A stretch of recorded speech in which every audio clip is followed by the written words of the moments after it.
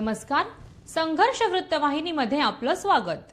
घेऊया ठाणे आणि आसपासच्या परिसरामधील घडणाऱ्या महत्त्वाच्या घडामोडींचा आढावा। ठाणे महानगरपालिका निवडणूक 2025च्या पार्श्वभूमीवरती संपूर्ण शहरात राजकीय हालचालींना वेग आला असून कायदा सुव्यवस्था अबाधित राखण्यासाठी पोलीस प्रशासन सज्ज झालं आहे। या अनुषंगाने नागरिकांमध्ये सुरक्षिततेची भावना निर्माण करण्यासाठी ठाणे नगर पोलीस हद्दीमध्ये भव्य रूट मार्चचं आयोजन करण्यात आलं होतं। ठाणे पोलीस आयुक्त आशुतोष डुमरे यांच्या आदेशाने रूट मार्चची सुरुवात सायंकाळी करण्यात आलेली होती। ठाणे नगर पोलीस स्थानकापासून या रूट मार्चची सुरुवात झाली। गोल्ड सिनेमा, माटे चौक, अशोक टॉकीज, दत्त मंदिर, सिडको बस स्टॉप, ठाणा कॉलेज, दादोजी कोंडदेव स्टेडियम, महागिरी, हवा मंजिल, पोलीस स्कूल्स, खारकरआळी, महाजनवाडी हॉल, जांभळी नाका, कोपिनेश्वर मंदिर यांसह हा रूट मार्च पुन्हा ठाणे नगर पोलीस स्थानकामध्ये समाप्त झाला। या रूट मार्चमध्ये नौपाडा विभागाचे सहाय्यक पोलीस आयुक्त संभाजी जाधव, वरिष्ठ पोलीस निरीक्षक भगत चौधरी, वरिष्ठ पोलीस निरीक्षक भारत चौधरी, पोलीस निरीक्षक प्रताप भोसले, पोलीस निरीक्षक द्वारका डोके यांच्यासह आरसीपी प्लाटूनचे 1+10, एसआरपीएफ प्लाटूनचे 1 ते 15 अंमलदार, ठाणे नगर पोलीस ठाण्याचे 8 अधिकारी, 40 अंमलदार सहभागी झाले होते। एकूण 10 अधिकारी आणि 75 अंमलदार या रूट मार्चमध्ये उपस्थित होते।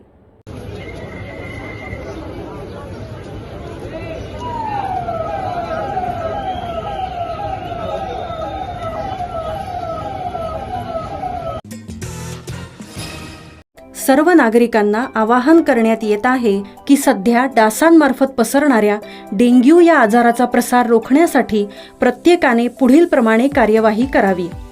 डेंग्यू आजार एडिस इजिप्ती हा डास चावल्याने होतो। या डासांची पैदास साचलेल्या किंवा साचवलेल्या स्वच्छ पाण्यामध्ये होते।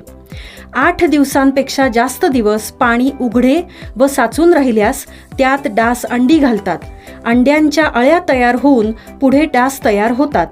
यासाठी आपल्या घरातील पाणी साठे, उदाहरणार्थ बॅरल्स, पिंपे, टाक्या, हौद, रांजणे इत्यादी दर आठवड्याला रिकामे करून घासून पुसून कोरडे करून पुन्हा भरावे। 1 दिवस कोरडा दिवस म्हणून पाळावा। पाणी साठ्यांना घट्ट झाकणे बसवावीत किंवा जुनी साडी, चादर, धोतर यांनी बांधून झाकून ठेवावीत, म्हणजे डास त्यात जाऊन अंडी घालणार नाहीत। घराच्या गच्चीवर, आजूबाजूला, अंगणात कोठेही पाणी साचू देऊ नये। भंगार सामान उघड्यावर टाकू नये, उदाहरणार्थ टायर्स, प्लास्टिक सामान, कुंड्या, टाकाऊ वस्तू इत्यादी। अशा सामानात पावसाचे पाणी साठून त्यात डेंग्यूच्या डासांची पैदास होते। घरातील कूलर्स, फ्रीजच्या पाठीमागील ट्रे हे देखील वेळोवेळी कोरडे करावेत। लक्षात ठेवा, नुसत्या फवारणीने डास घनता कमी होत नाही, तर त्यासाठी डास पैदास ठिकाणे नष्ट करणे ही आपल्या सर्वांची जबाबदारी आहे। कोणताही ताप अंगावर न काढता जवळच्या शासकीय रुग्णालयात मोफत औषधोपचार घ्या। अशा प्रकारे नागरिकांनी सहकार्य केल्यास डेंग्यूचा प्रसार रोखणे सहज शक्य आहे।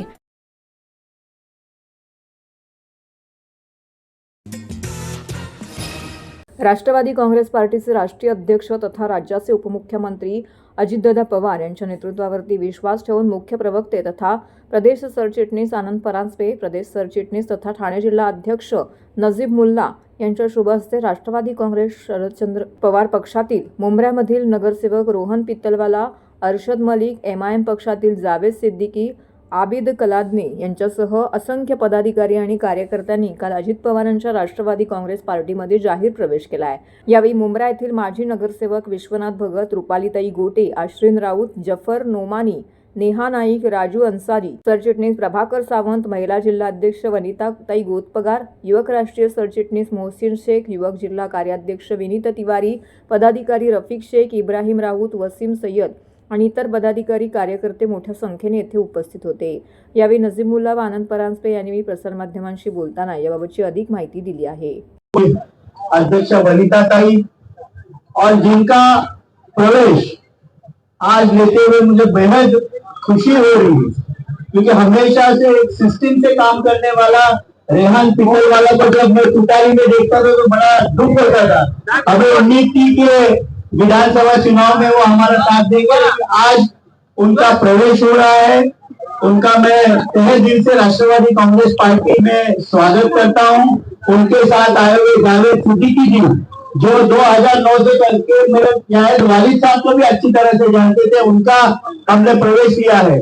हमारे साथ अभित सल्दाना जी, ये सब जुड़े हैं और इनके साथ अब तमाम उनके सभी पदाधिकारियों का मैं राष्ट्रवादी कांग्रेस पार्टी में स्वागत करता हूं। खास करके मुझे जय वीरू की जोड़ी साथ में है और ये हमेशा सलामत रहे। चुनाव आएंगे जाएंगे, सियासत होगी, लेकिन सियासत की वजह से आपके दोस्ती में कभी दरार न पड़े, यही मैं अल्लाह ताला से आज प्रार्थना करता हूं। आपकी जोड़ी बनी रहे, रशीद कंपाउंड का अच्छे से और आप विकास करें और बिजली की कमी आपको नजीबुल्लाह कभी होने नहीं देंगे। जो वादा नजीब भाई करते हैं, जफर मेहमान जो है मेहमान आएंगे, उनका भी मैं, और खास करके हमारी कोकण की शेरनी चाहे इब्राहिम राउतमैन वहाँ है, रूपाली ताई है, सभी हमारे वहाँ के राष्ट्रवादी के हमारे सभी माजीनगर से बिशु भगत है, प्रेम है, अजीज भाई है जो संगठन में बहुत अच्छा काम करते हैं, इब्राहिम भाई, रफीक भाई, सभी लोग। आज मुझे बेहद खुशी है आप सभी का यहाँ पर स्वागत करते हुए। उपमुख्यमंत्री अजितदादा पवार साहेब, महाराष्ट्राचे मुख्य प्रवक्ते आनंद परांजपे साहेब, ठाणे शहर जिल्ह्याचे अध्यक्ष आणि महाराष्ट्र प्रदेशचे सरचिटणीस आमचे नजीब मुल्ला साहेब यांच्या नेतृत्वावरती विश्वास ठेवून आज त्यांच्या कामावरती विश्वास ठेवून सगळेजण राष्ट्रवादी काँग्रेसमध्ये प्रवेश करत आहेत। त्याचा आम्हाला जे जे आज हजारोच्या संख्येने ज्यांनी सकाळपासून प्रवेश चालू झालेले आहेत, अक्षरशः नजीबबाईंच्या प्रेमाखातर आणि आनंद परांजपे साहेब यांच्या प्रेमाखातर बरेचशा कार्यकर्त्यांनी आणि तुतारी मधील बीजेपी मधील बरेचशा कार्यकर्त्यांनी नजीबबाई आणि परांजपे साहेब यांच्या नेतृत्वावर विश्वास ठेवून आमच्याकडे प्रवेश केलेला आहे आणि आम्ही सगळ्या लोकांचं मनापासून खूप खूप स्वागत करतो। आणि जे गेले ते आमच्या पक्षाला लागलेली एक कीड आहे, कारण आमचा हा पक्ष हा अथांग मोठा सागर आहे। अजितदादांचा जो हा पक्ष आहे तो अथांग मोठा सागर आहे आणि त्याच्यामध्ये ठाण्यामध्ये आमचे नजीब मुल्ला आणि आनंद परांजपे साहेबांसारखं नेतृत्व जर असेल तर ठाण्यामध्ये राष्ट्रवादी काँग्रेस पक्ष हा बळकट झाल्याशिवाय राहणार नाही। कळवा मुंबऱ्या राबोडी मधल्या बरेचशा अनेक लोकांनी नजीबबाईंच्या नेतृत्वावरती विश्वास ठेवून प्रवेश केलाय। आम्ही त्यांचे मनापासून खूप खूप स्वागत करतो। काही लोक आपल्या स्वार्थासाठी गेले असतील, पण जे आले ते आमचं हे पक्ष नाहीये, एक कुटुंब समजून आणि राष्ट्रवादीचं कुटुंब समजून आतापर्यंत आम्ही सगळ्यांना सोबत घेतलेलं आहे। जे आले ते आमचे आहेत, जे गेले ते आमचे कधीच नव्हते। या निवडणुकीमध्ये कमीत कमी 350 लोकांनी फॉर्म भरलेले आहेत आणि नजीबबाई तर आता प्रत्येक वार्डामधून ज्यांना उमेदवारी देतील हे आदरणीय आमचे आनंद परांजपे नजीबबाई फायनल करतील आणि त्याच्यावरती आमचा पुढचा सर्व हे चालू असेल। निवडणूक लढवणार जे आमचे वरिष्ठ आम्हाला जे जबाबदारी देतील ती जबाबदारी आम्ही चांगल्या पद्धतीने पार पाडू आणि जेवढे उमेदवार आहेत त्यांना निवडून आणण्यासाठी आम्ही मनापासून प्रयत्न करू। पोखरण रोड क्रमांक 2 येथील एका गृहसंकुलनाजवळ गुरुवारी बिबट्या आढळून आलाय। त्याचे मोबाईल चित्रीकरण प्रसारित झाल्यानंतर वन विभाग पोलीस पथक घटनास्थळी दाखल झाले। पथकाने बिबट्याचा शोध घेतला असता बिबट्या आढळून आला नाही। सुरक्षेच्या दृष्टिकोनातून वन विभागाने परिसरात जनजागृती केली आहे तर नागरिकांना सतर्क राहण्याचं आवाहन केलंय।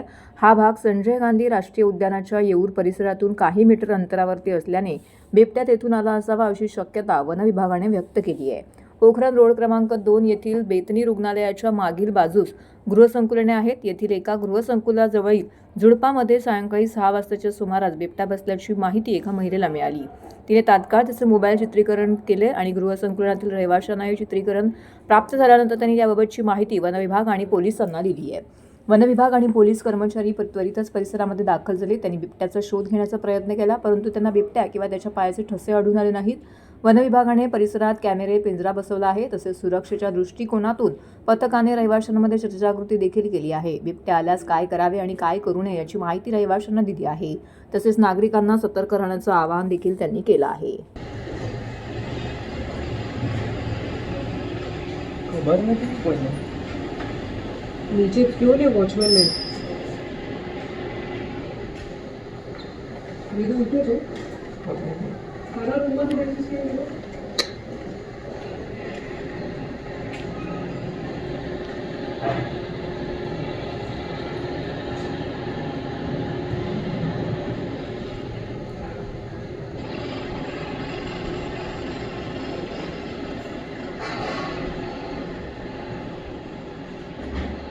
कोणीतरी व्हिडिओ व्हायरल केलं होतं. तो व्हिडिओ पोलीस स्टेशनला गेला होता, वर्तक नगर पोलीस स्टेशन, आणि त्या वर्तक नगर पोलीस स्टेशनने आम्हाला कळवलं होतं. तर आम्ही तिथे जागेवरती आलो आणि तो व्हिडिओ आम्ही बघितला. जो परिसर आहे तो इथलाच आहे, आणि परंतु आम्हाला काय लेपड कुठे दिसलं नाही. तो व्हिडिओ कधीचा होता, मला वाटतं साधारण सकाळीचा होता असं म्हणणं आहे. पण तिथून आम्ही आणि पोलीस डिपार्टमेंट इथे सगळं जे काही SOP प्रमाणे आम्हाला कारवाई करायची आहेत, आणि संध्याकाळी आम्ही त्या सोसायटीचं अवेअरनेस प्रोग्राम पण घेतलं की लेपड आल्यानंतर काय करायचं काय नाही करायचं, आणि ते सगळं तसं केलं आणि आम्ही आमची कारवाई सुरू केलेली आहे. आणि आमचा स्टाफ इथे आहे, सकाळपासून आम्ही इथेच आहे. पोलीस डिपार्टमेंट वर्तकनगर पोलीस स्टेशनचे पण स्टाफ आहे इथे, त्यामुळे आमची कारवाई चालू आहे. सेफ्टीच्या दृष्टीने आता आम्ही तिथे ट्रॅप कॅमेरे वगैरे आहेत ते लावलेले आहेत, जेणेकरून जो एरिया एकदम एकांत आहे, अबँडमेंट एरिया आहे, तिथे आपण ट्रॅप कॅमेरे लावलेले आहेत. आणि ते सकाळी आम्हाला त्याच्यामध्ये काय असेल तर ते कॅप्चर होऊन आम्ही ते नंतर कम्प्युटरला लावून ते बघणार आहे की ते संध्याकाळी काय दिसतो वगैरे. बरोबर, आमचा पूर्ण स्टाफ आहे ठाण्यारेंजचं, आणि पोलीसचा स्टाफ आहे, आणि एक NGO आहे WWE म्हणून. व्हिडिओ फारच लांबचा आहे, त्याच्यामुळे काही समजत नाही, परंतु प्रिकॉशन घेणं, इकडे त्या सोसायटीच्या लोकांचं काळजी घेणं, त्यासाठी वनविभागाचं कर्तव्य आहे. त्यामुळे आम्ही इथे सगळं आमचं जे काही कारवाई करायची आहे आणि जे काही प्रिकॉशन घ्यायचे त्यासाठी आम्ही इथे आहे. जसं घडली तशी घडायला नको, तर लोकांना तेच आम्ही इथे अवेअरनेसचं संध्याकाळी 7:30 वाजता कार्यक्रम घेतला आहे. सगळे लोक तिथे आले होते, त्यांना आम्ही सांगितलेलं काय काळजी घ्यायची, त्याप्रमाणे त्यांचं पण सहकार्य आम्हाला अपेक्षित आहे.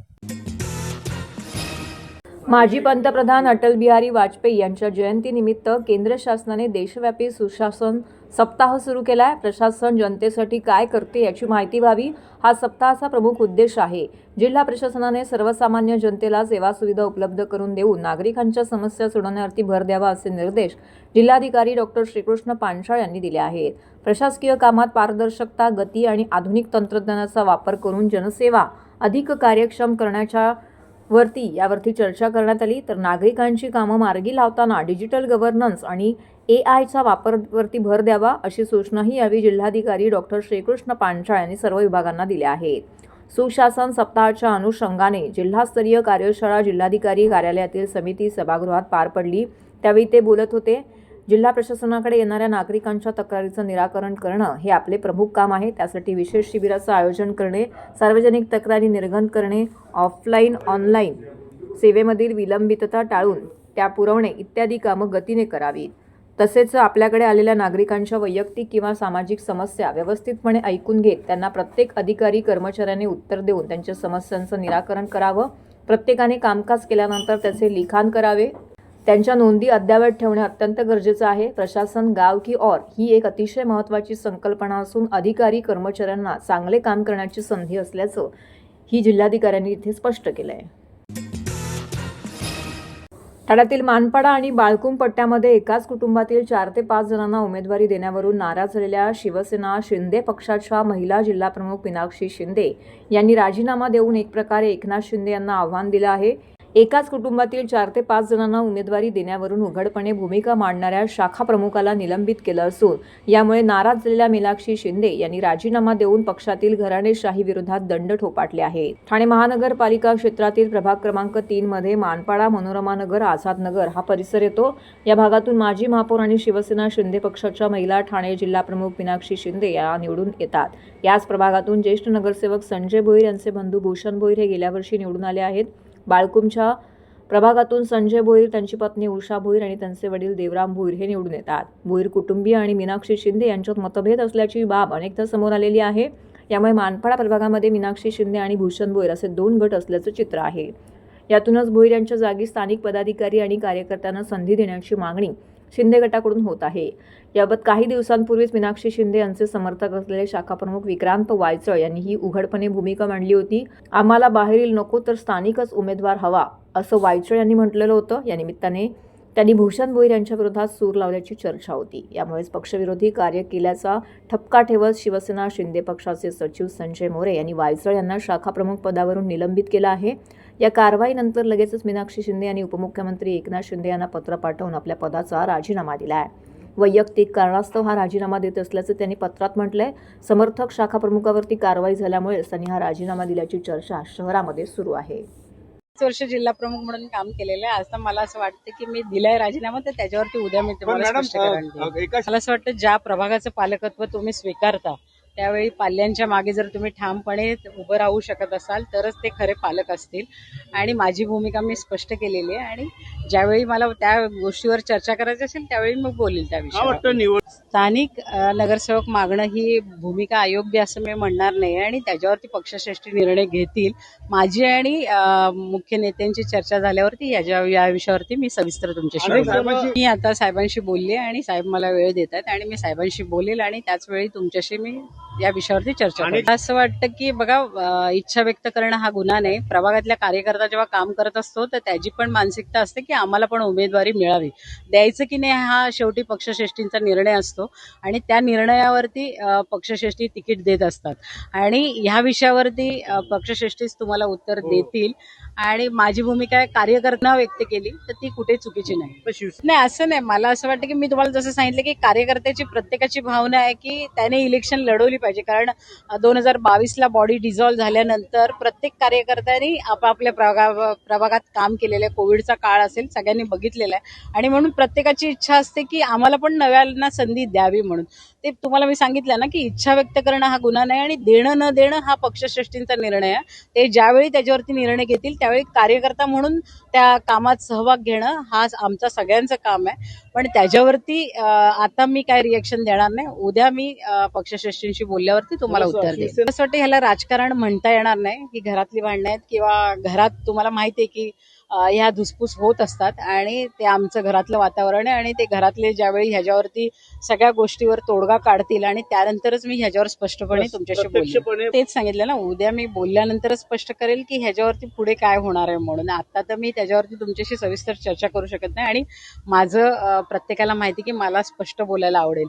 तर आता राखून बोलण्यापेक्षा मी उद्या स्पष्टच तुमच्याशी बोलेल. नाराज माझ्या चेहऱ्यावरती तुम्हाला नाराजी दिसते का? मी पक्षाचे कार्यकर्ता आहे. बघा, पद गेलं किंवा जिल्हा प्रमुख पद काढलं म्हणून मीनाक्षी शिंदे संपत नाही. मीनाक्षी शिंदे आहे तिथेच राहणार आहे.